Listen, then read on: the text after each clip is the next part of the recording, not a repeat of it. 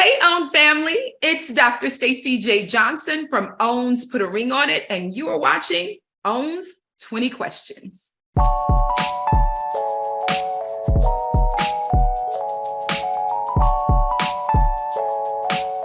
It was so interesting to have that question asked because I was like, ooh, maybe I should make up one.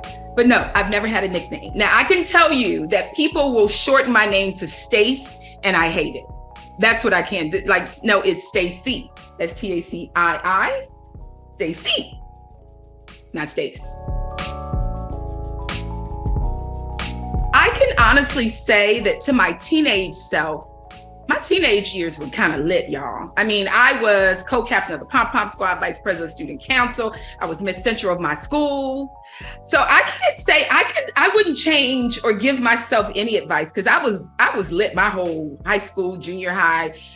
But I can say my adult self. What I would tell my adult self and my young adult self, that's around the time that I did go to Spelman to, my late 20s. I would tell myself that every moment matters, the bad and the good. Everything that I literally have gone through in my life, in the hardest years of my life, were those young adult years.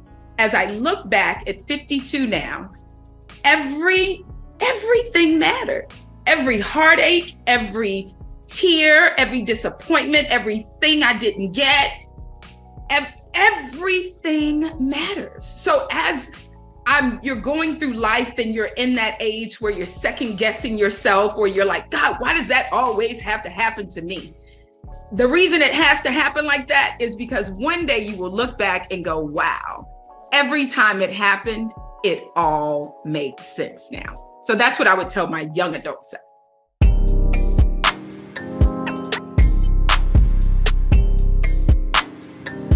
Y'all, that was my first choice. I applied to several different other colleges, and I did get into those as well.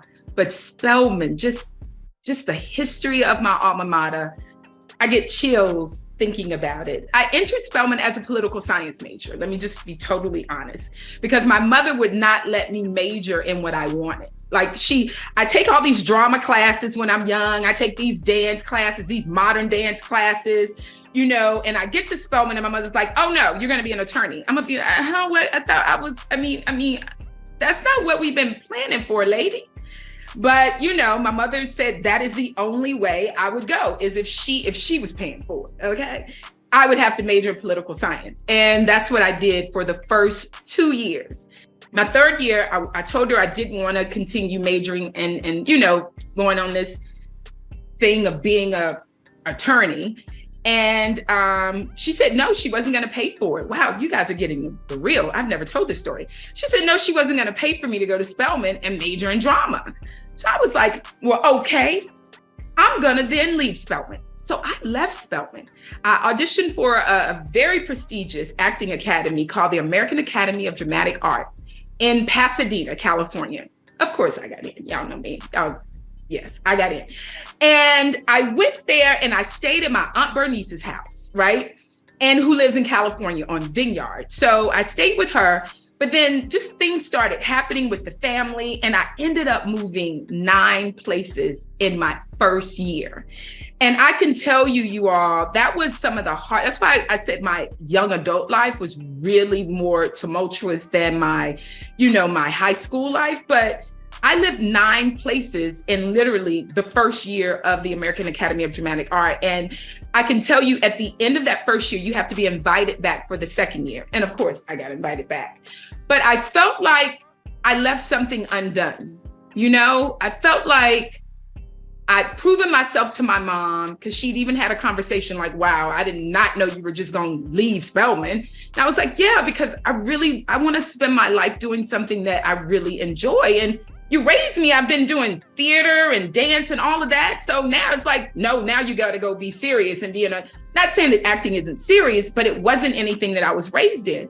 So I ended up, my mom said, well, you can come back home. And she said, I'm still not paying for it. I was like, okay, now I know how to get loans and stuff like that. So I went back to Spelman. I'll never forget. I left kind of not in the best light. I was just like, I'm leaving. And I'll never forget, I had a meeting with Dean Hill. And I'll never forget that I was the co-social chair. I was very active at Spelman. I was, co-social chair both of my freshman year and my sophomore year. And Dean Hill said, we wondered what happened to you. We heard you'd gotten in another school, but you left so abruptly. I said, yeah, my mom and I got into it. And I was just like, I want to do drama. And she was like, Spelman's too expensive. We are not paying Spelman for no drama. So I said, so I left. And Dean Hill said, Stacii, because they had a whole meeting about me. And they said, because I was so active in school and I represented Spelman the way that a Spelman lady should, that Dean Hill said, we're going to let you back in, but you have to perform. I can tell you all, my grades were higher than they've ever been because I was doing something I love to do and I took out my own loans. And Dean Hill, I just want to say thank you because that's truly the heart of Spelman. She did not have to let me back in, and she did. And I graduated with honors. I graduated cum laude, and it only took me an additional year, although I still celebrate with the class of 93. I really finished in 94. So that's my Spelman story. Yeah, y'all got some good questions. Oh my goodness. Never told that story. Okay. Yeah, that's Spelman. And I love my alma mater.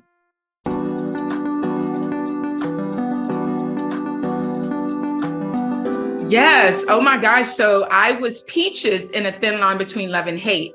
And I can tell you, this is my one Martin story. I was on set and I was asking Martin, I said, Martin, how am I doing? And he said, how you're doing? He said, you're doing fine. If I don't give you a note, then that means you're doing good. I was like, oh, okay, don't ask because he will say something. So that's my Martin story. Regina King is just a spirit. She is just an amazing sister. I loved being her cousin in A Thin Line. And Will Smith, I mean, oh my gosh, it was just a blast to be like Fresh Prince of Bel-Air was actually my first acting job. So that was just a hoot to work with Will Smith. I have nothing bad to say about any of those amazing spirits. How I transitioned from being a Hollywood actress to a relationship coach is honestly my mother. I'd been acting for a while and I asked myself, what really is feeding my spirit? What am I really connected to from a purpose standpoint? And it was really the story my mother shared with me and that whole journey I'd been on since her passing. And I just said, you know what? Although I'm good at acting right now, what I feel closest to, what is infectious to my soul, is understanding how to create, cultivate, and keep healthy romantic relationships. And just like my mom wanted to show me, now I feel like it's my purpose, it's my destiny to then share what I've learned with the world. So yeah, it was truly my mom's story. Ooh, I can tell you the girl that moved here from LA, she was still on, and I'm still on my journey, but she was not as self-actualized as I am right now. I moved back here when I was 35 years old. So I have done a lot of work on myself and a lot of therapy.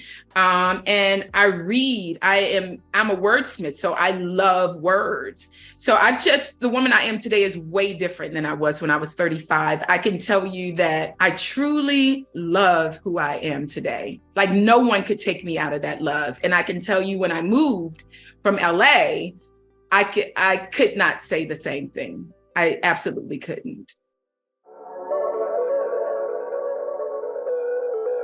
Although I had been an actress for so long, I had to check my ego and I drove Uber for 2 years. I did. And, it was at that point in my life where it wasn't about who I'd been. It was about what I needed at that point. And then what I did was I created this way of, because I was doing relationship coaching, but business does not just boom. I mean, you guys, you're just getting to know me, but this ain't been nothing that just happened overnight. Okay.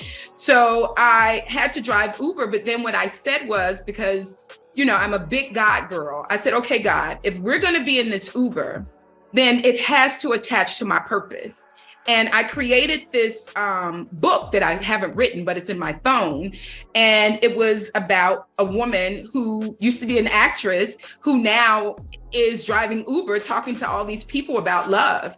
And I talked to 2,500 different people from 83 different countries. And I do believe that has strengthened me as a relationship coach, because the best coaches are the people who talk to people. You know, it's good to pull from your life, but when you can pull from the lives of people, then that makes you a richer person who is being of service, especially in the love industry, because personalities, DNA, everything is so different.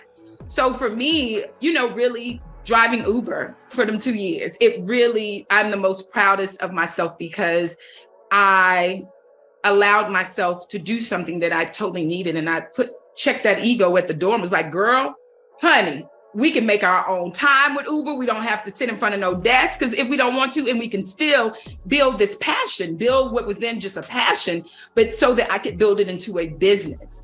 And Uber allowed me to do that. I'll never forget those years. Never, never. People used to get in my car and cry, you know, oh my God, I just didn't know. I thought I was taking an Uber, and I got a whole coaching session, because I said, God, I want to connect this to my business, my passion. It was called Love on Wheels, love stories from all over the world told to an Uber driver on the way to their destination. I know that's a long name, but the book's in my phone. I don't know when it's going to come out, child. But anyway, okay, we got a lot more questions. I absolutely bring my work to my romance. This is from Teddy Bear. This is my teddy bear. He gave me 4 dozen on the day that we premiere, and then the other 4 dozen are over there. And aren't they beautiful? And yeah, I do, absolutely. Why not? I mean, if you're a person who learns about self-regulation, if you're a person who learns about how to inspire love from a man, if you're a woman who operates in her divine feminine, and you know the power of being a woman is literally silence. Y'all think y'all got to talk a lot. That ain't it. It's just silent. I call it surrender, allow, be, being in the fullness of your divine feminine. Why wouldn't I bring that to my relationship? And I'm not bragging, but usually when I am done with the relationship, they want more. And I'm not bragging. It's because I understand the responsibility of being the best of myself to inspire love from someone else who is showing up being the best of themselves. So absolutely. And Teddy Bear loves it. I'm just saying.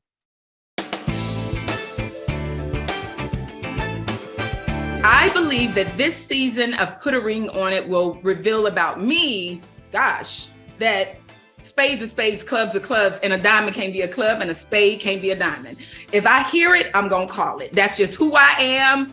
And nothing really does get past me. And I think because I have, been through a lot in my life, and my ears are always turned on. So I'm just real. And that's the only way I can be. So that's what you'll get from me, from the couples, from the men specifically. Ooh, baby, these men, they're so open and vulnerable. And they get to know me and get to know that I'm really not a man basher or a woman basher. Like, I'm not like the pro woman and against man person. I'm for the relationship.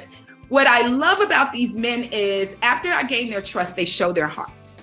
And I just love that, because the whole Black men don't get vulnerable thing. So I love that. The women, just know that the women show up as women do. We do nothing wrong, and the men have the problem. So they learn very quickly that the relationship has the problem. And I'm not one to really point fingers.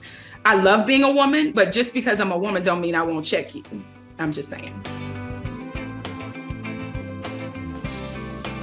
I hope that the viewers and the fans this year learn the importance of healthy romantic relationships.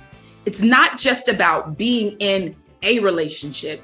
It's asking yourself, is the relationship I'm in enhancing my life, and am I enhancing the other person's life? Not just financially, spiritually, mentally, physically, because that physical is important. I'm just saying, so it's how am I enhancing the other person's life, and how are they enhancing mine?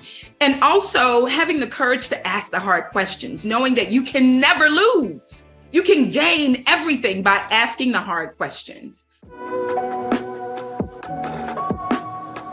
I have learned that love is in the air, and that people are doing the work. These couples, y'all, I push, and I push hard. I still push with love though. I want to make sure that everyone knows, like, every time I push, it's because I truly, truly care. And not that I just care about the couple in front of me, I care about what I am inputting into the world, so that then Black love can really repair itself one by one, family by family. If I affect Joya and Jaisha's relationship and they start having the hard conversations, then they're going to take that to their family, their son, right? Their sons, their cousins. And we then begin to create, remember I said an energy, spirit and a body, having a human experience. So we then change the energy of what Black love is. So I push, but I push with heart. I can honestly say it is a roller coaster ride. Think of whatever roller coaster goes up and deep, high ups, low downs. That's what Put a Ring on It is this season. It will take you high and it will take you low. And hopefully in both of those moments, you ask yourself, what am I learning about me? What am I learning even about the person I'm dating? What am I learning about myself, which will influence me in the future with relationships? The highs are high. It's a roller coaster ride. It is definitely a roller coaster ride. So get ready. And without giving anything up, there are some things that happen that have never happened before on any season. That's all I'm gonna say, because I don't need nobody calling me, asking me, telling me nothing about it. I just know too much. Okay. I would suggest that both men and women dating use their discernment like this. Know that whoever you are attracting, that is a reflection of who you are. And sometimes women get upset with me because I am a stickler for pointing the finger back at you, men and women. So remember, if you're getting a narcissist, there is something in you that has attracted and makes that narcissist feel that he can make himself at home with you. If not, that narcissist would fall off like water and oil, right? So really, honestly, I would say the discernment is, instead of saying, he did that to me, she did that to me, say, if I'm continuously, habitually getting what I'm getting, what is it about me that is reflecting that energy to me? Because there's an opportunity, if a narcissist tries to talk to me, it would literally, it just wouldn't stick. He would never be teddy bear. He just wouldn't, because of who I am. So using your discernment, not to point the finger out, but to ask yourself, who am I that I am getting and allowing that person, that energy to stay in my life? And also to know the discernment of, if it's too hard, baby, it ain't supposed to work. Relationships are hard work, because they're asking each other, this third person in the relationship, you know, how do you make your bed up every day? Oh, what do you like to eat? Do you work out? All of those things. That's trying to understand, come up with the agreements of the relationship. If you're trying to put a circle in a square and you still got them edges ain't supposed to work, honey. And they could be your deal breaker. So them edges, a circle can fit in a square, but them 4 edges like that, baby, they never gonna fit. And if you are in a relationship that you are doing that to yourself, that ain't right. That ain't the one. Get what you need to get, learn what you need to do, learn about yourself, and move on. Again, relationships are hard, but they are not supposed to be detrimental to your soul self, period.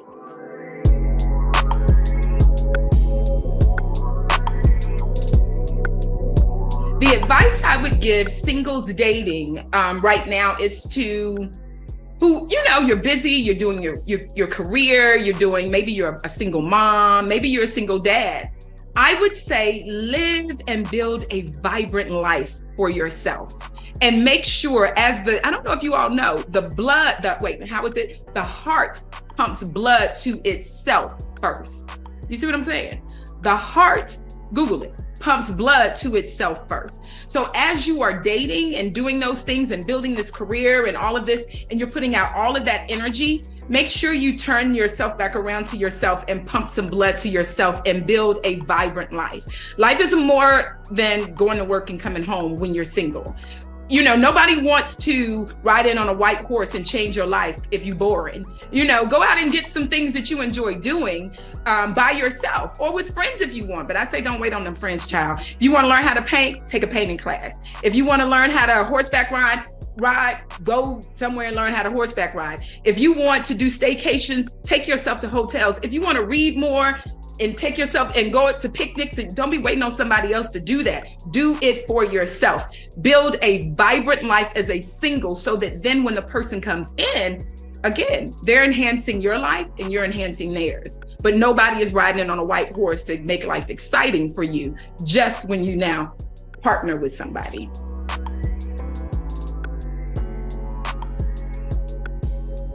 The biggest advice for couples approaching the altar is to have the courage before you get to the altar to ask the hard questions and to honestly have fun. Because a lot of time after you're married, just because we're human, we go into now we're adulting our relationship, when really having fun has to be important. So I would say make sure after the honeymoon, you still put fun on your list. And before you get married, you'd have the courage to ask the hard questions.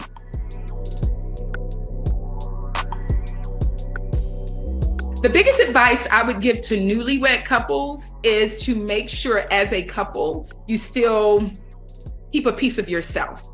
Because a lot of times when that, you get married and that you kind of start to lose yourself, and then not until 5 years and then the baby and then all of this, and you look back and you both and say, who is this person? And what happened to the me that attracted you to me and me to you? So I would say just continue to make sure you pour into yourself. Again, I always go back to God made the heart to pump blood to itself first.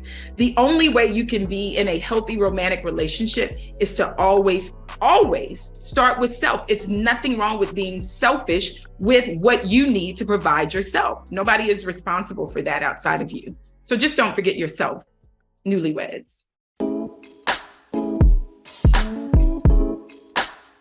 The one thing that I want couples to take away from working with me this season on Put a Ring on It is to always remember there are 3 people in a relationship: you, your partner, and then the relationship. So what agreements? Nobody is telepathically connected to what you need and what is making you upset and how you're not. No, none of that. What agreements do these 2 individuals make about this third part of the relationship? Because it's those agreements that you can only hold people accountable to. If you don't make the agreement, then you don't know what somebody else's trauma is that made them respond the way they did or not give you what you needed. Say what you need. Don't be scared to say what you need. So I think that is one of the biggest things I think that the couples will take from this is the courage to ask for what they need. And then when they're not getting it, to then express how that makes them feel when they don't get it, and then leave it up to their partner to give it or not. And then them ask themselves, if they don't, is this somebody I really want to be with?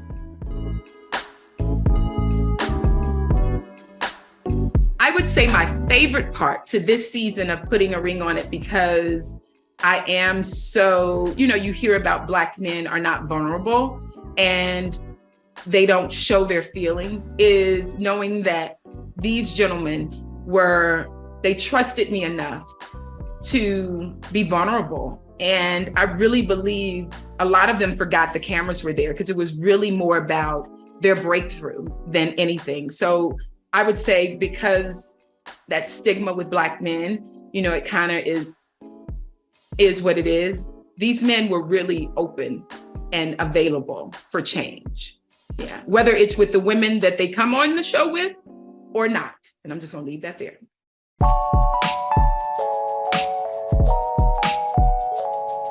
One area that I am trying to own to become the best version of myself is to surrender to God's momentum and direction, because it is truly the only thing that matters. Surrendering to the momentum He gives me without question, and every day taking a step in the direction with that momentum. Because sometimes you just don't know the reason, but if He gives you that momentum, just ride that wave, baby. So yeah, surrendering to God's direction and His momentum.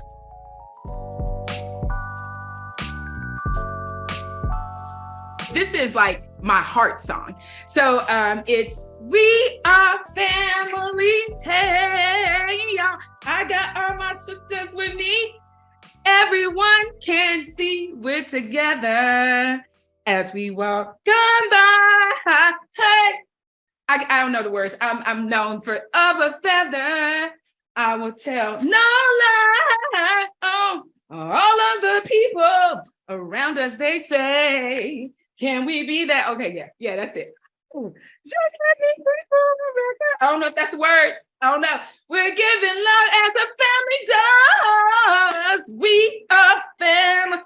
Hey, y'all. Okay. Yes, that is it. I love that song. Thanks for watching OWN Family, and make sure to subscribe to OWN's YouTube channel for more Put a Ring on It. And be sure to tune in every Friday for new episodes at 9 p.m. Eastern, 8 p.m. Central.